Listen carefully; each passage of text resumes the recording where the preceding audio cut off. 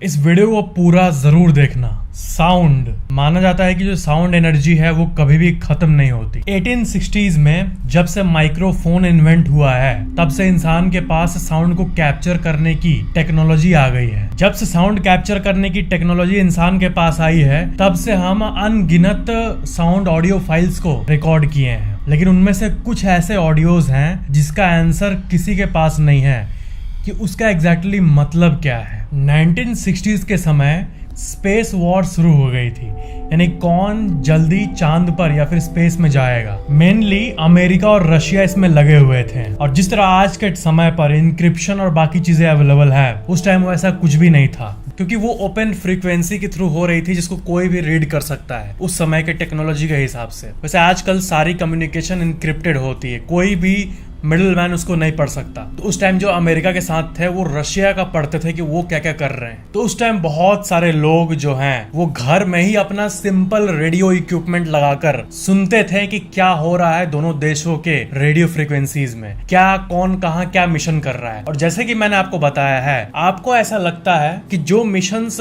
हुए हैं जो हमें पता है पब्लिकली वही हुए हैं सिर्फ, लेकिन वैसा नहीं है। ऐसी कई मिशंस कई देशों ने किया है स्पेस का जो 1960s के टाइम छुप कर की गई थी, सीक्रेटली की गई थी, जिसका कोई पीआर नहीं किया गया था, कोई मार्केटिंग नहीं किया गया था। तो लोग उस टाइम क्या करते थे कि सारे सीक्रेट्स को जानने के लिए घर में ही रेडियो इक्विपमेंट लगाकर सुनते थे अलग अलग देशों में क्या हो रहा है। टर्की में दो भाई थे, आर्काइल और जियोवैनी। वो दोनों सबसे आगे थे इस चीज में, एज पर लोगों का कहना। मतलब होता नहीं, कोई भी चीज कोई भी ट्रेंड आती है तो उस ट्रेंड में एक ट्रेंड लीडर होता है जिसके चलते ही सब जानते हैं उस चीज के बारे में। तो ये जो रेडियो फ्रीक्वेंसी पढ़ने की जो स्टाइल लोगों की डेवलप हुई थी, घर घर में सब कोई सीक्रेटली सुनते थे कि देश लोग क्या कर रहे हैं। तो ये लोग रशिया के सारे कम्युनिकेशंस को सुनते थे और बातों को रिकॉर्ड भी करते थे ताकि उनके पास प्रूफ रहे। एक दिन अचानक से उनके पास एक ऐसी रिकॉर्डिंग कैप्चर हुई जिसको सुनने के बाद उनको यकीन नहीं हुआ। रशिया ने ऐसा कोई मिशन नहीं किया था जिसमें कोई लड़की को स्पेस में भेजा गया था। तो 1960s के समय कोई लेडी जिसको कि सोवियत वाले लॉन्च किए हैं ऐसा नहीं था, ऐसा पब्लिकली कुछ भी नहीं था। फिर भी एक लड़की की आवाज आ रही थी। तो ये जब आवाज उनको सुनाई दी तो उनका टू द कोर वो शेक हो गए सुन के। ऐसा लग रहा था कि एक लड़की स्पेस से हेल्प मांग रही हो, और वो आवाज ये थी।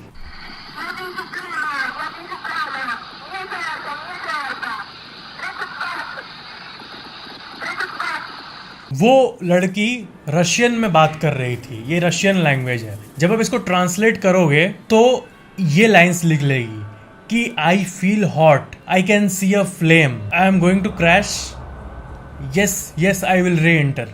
ये था उसका ट्रांसलेशन। मतलब पक्का अगर ये ट्रू है तो कोई ऐसा सीक्रेट मिशन हुआ था जिसमें किसी लड़की को भेजा गया था और कुछ अनहोनी हुई, और ये आवाज के बाद ही वो ट्रांसमिशन कट हो गया। 3 दिनों बाद एक खबर आती है कि एक बस के साइज का सैटेलाइट रशिया का एटमॉस्फेयर में क्रैश हो गया था। लेकिन क्रैश का न्यूज तो आया, उसमें कोई था, ह्यूमन था, ऐसी कोई बात नहीं की गई न्यूज के द्वारा। और ये कब लॉन्च हुआ था इसका भी कोई आइडिया किसी को नहीं था। आमतौर पर सारे लॉन्चेस का एक आर्काइव होता है, एक डेटा होता है कि कब क्या लॉन्च हुआ। तो ये क्रैश हुआ तो न्यूज आया कि बस का साइज का सैटेलाइट क्रैश हुआ मई 1961 में, लेकिन ये कब लॉन्च हुआ था इसको पब्लिकली रिवील नहीं किया था। और अभी के समय तक रशिया ने इस चीज के बारे में कोई भी एक्नॉलेजमेंट नहीं दी, और ये औरत कौन थी, कहां से थी, ये आज तक अननोन है। स्पेस की चीजों को रिकॉर्ड करने के लिए हमेशा जो सैटेलाइट्स होते हैं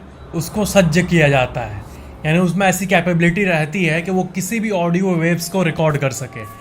2002 में जब कसीनी सैटर्न के पास से गुजर रहा था तब उसने ये साउंड को रिकॉर्ड किया था, जो कि ऐसा लगता है किसी एलियन का साउंड है। और कोई स्टैटिक साउंड होता तो वो तो ठीक था, लेकिन इसमें जो वेव्स बन रहे हैं और ये ऑडिबल लग रहा है थोड़ा सा, ये बहुत ही अजीब था। और वो साउंड ये था।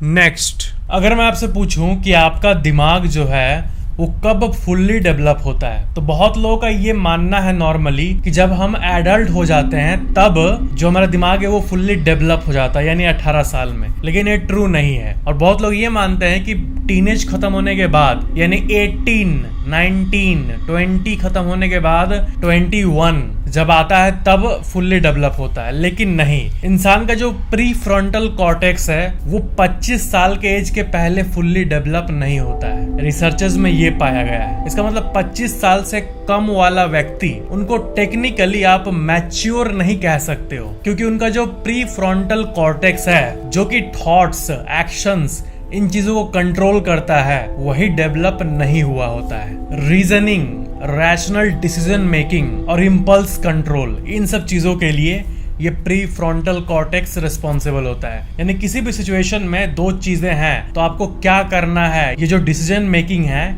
इसको कंट्रोल करता है। नेक्स्ट, फ्रैंक रिचर्ड्स, ये इतिहास के सबसे मिस्टीरियस लोगों में से एक थे। अगर किसी कैनन के सामने इंसान को रख दिया जाए तो उसका जो इफेक्ट होगा उससे वो बहुत दूर चला जाएगा, ये नॉर्मली पाया जाता है। लेकिन इतिहास में एक ऐसा रहस्यमयी आदमी था जो जब कैनन के सामने खड़ा होता था और कैनन से ब्लो किया जाता था तो उसके पेट में लगने के बावजूद भी उसका पेट सह लेता था। ऐसे कारनामों को वो करते थे। 50 किलो का कैनन बॉल पूरे फुल स्पीड से जब उनके पेट के पास आता था, इसको भी वो सह लेते थे। उनका ये क्लेम था कि उनके पेट में एक स्पेशल टाइप का सुपर पावर है जो कि उनके पेट को इंडिस्ट्रक्टिबल बनाता है। जब पहली बार पहले दिन उन्होंने अपने पेट के पावर के बारे में बताया था तो किसी को यकीन नहीं हुआ। तो लोगों ने इसी को टेस्ट करने के लिए, क्या बोल रहा है, मेरा पेट इंडिस्ट्रक्टिबल है, तो फिर वो कैनन को चला दिए पेट के ऊपर। लेकिन उनका पेट अमेजिंगली सह गया और उसके बाद यही कारनामा, यही स्टंट उनका कैरियर बन गया जिससे वो पैसे कमाते थे।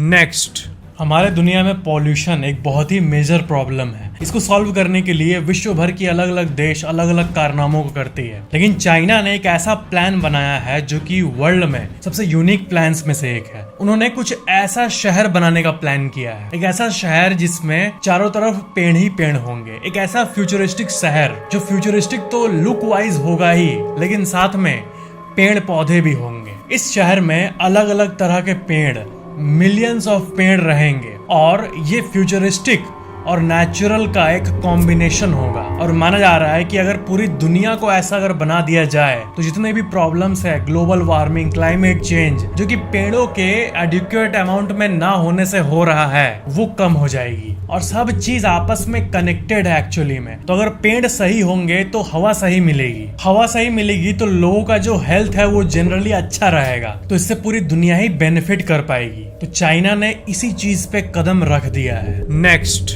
इस दुनिया में जितने भी लोगों को out of the body experience हुआ है, यानी शरीर से बाहर निकलने का एक्सपीरियंस, भले वो सपने में हो या फिर मेडिटेशन के थ्रू हो, तो ऐसे केस में बहुत लोगों का ये मानना है कि वो जो दुनिया को देखते हैं out of the body experience में, वो बहुत ही अलग दुनिया होती है हमारी दुनिया से। और जितने लोगों को एक्सपीरियंस होता है उनको एक अलग दुनिया दिखती है जो हमारी ही तरह होती है। एग्जैक्टली ये वाली दुनिया नहीं दिखती है। ऐसा इसलिए माना जाता है क्योंकि विज्ञान का भी एक थ्योरी है, the block universe theory. The block universe theory इस विश्व के सबसे अमेजिंग थ्योरीज में से एक है, क्योंकि ये थ्योरी इस बात को कहती है कि पास्ट, प्रेजेंट और फ्यूचर तीनों एक साथ एग्जिस्ट करती है। जी आपने सही सुना, अगर एक रूम में मैं बैठा हूँ तो इस जगह अगर ये बिल्डिंग आज मौजूद है तो फिर आज से 50 साल पहले यहाँ हो सकता है कुछ ना हो, पेड़ पौधे हो। उससे हजारों साल पहले हो सकता है यहाँ पे कोई महल हो। और भविष्य में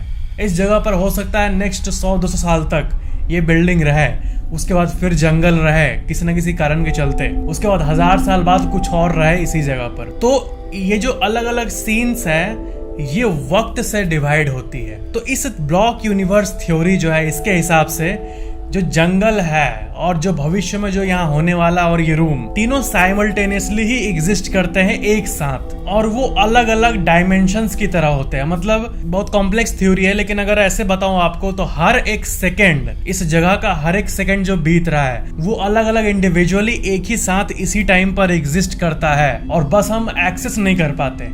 और जब किसी को out of the body experience होता है तब उसी प्लेन को वो एक्सेस कर सकता है, उसी गैलरी को वो एक्सेस कर पाता है, जिसमें एक ही जगह का अलग अलग टाइम लाइन मौजूद होता है कि कहां से कहां, और वो किसी में भी जा सकता है, किसी को भी देख सकता है। तो विज्ञान और quantum mechanics combined with the block theory इस बात को कहती है कि तीनों चीजें साइमल्टेनियसली ही एग्जिस्ट करता है। इसका मतलब ये भी हुआ कि ये जो समय जो चीज है ये हमारे लिए बहुत भारी चीज है।